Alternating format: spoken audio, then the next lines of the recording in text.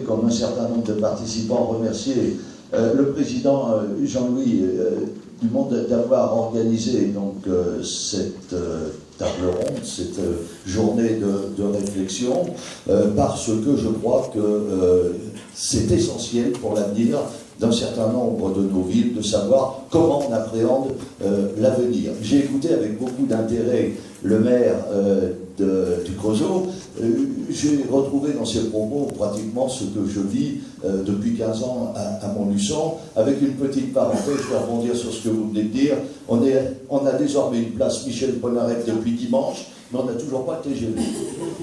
Et le TGV, le TGV, c'est quelque chose de très très important pour l'avenir de nos territoires. Alors je vais essayer je vous en prie, vous aurez une place Christian Bobin bientôt. Je vais essayer de revenir un petit peu sur ce qui a été dit, puisque c'est le rôle qui m'est imparti. Beaucoup de choses ont été dites et articulées, on peut dire essentiellement, autour de constats qui s'appellent décroissance, déprise et marché détendu. Et alors moi je souscris complètement à ce que vient de dire Madame Lienemann.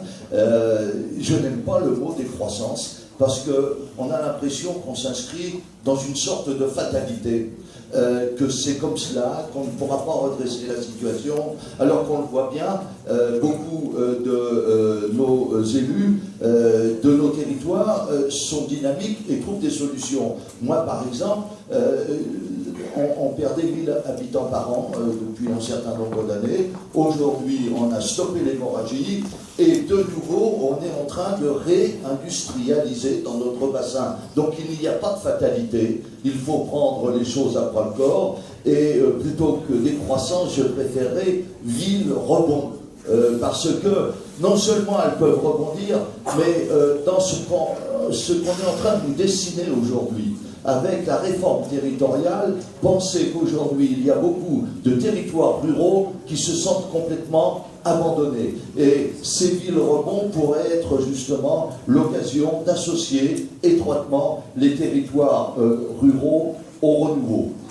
Ensuite, il a été dit par le président qu'effectivement le constat est simple. Il y a des territoires qui se développent de plus en plus, qui prospèrent. C'est les grandes zones urbaines, les métropoles. Et puis il y a des territoires qui souffrent et qui ont tendance à se sentir un peu abandonnés. Alors, au regard d'une telle situation, on a vu la déclaration de Jean-Paul Delevoye qui me paraît tout à fait pertinente, à savoir qu'il faut promouvoir une action publique pour contrecarrer justement la décroissance et puis la nécessité de maintenir dans les zones de décroissance des vecteurs de vie. Je parle du TGV, mais je pourrais parler de l'installation de la fibre, du numérique, je pourrais parler du maintien de certains établissements de santé, je pourrais parler du maintien d'un certain nombre, bref, de beaucoup de services publics. Je vous donnerai tout à l'heure un exemple qui m'a beaucoup chagriné dans le cadre de l'ANRU, je vais vous le dire tout de suite, parce que je risque d'oublier ensuite.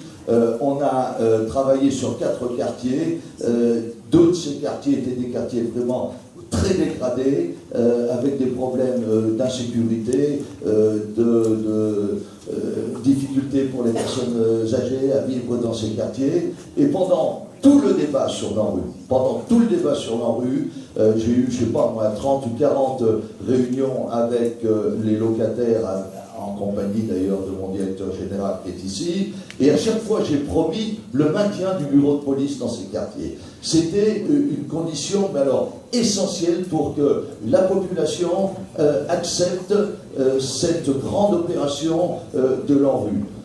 On a terminé l'ANRU, la première chose, la première décision prise par le ministre de l'Intérieur, c'est de fermer les 2 bureaux de police. C'est dramatique.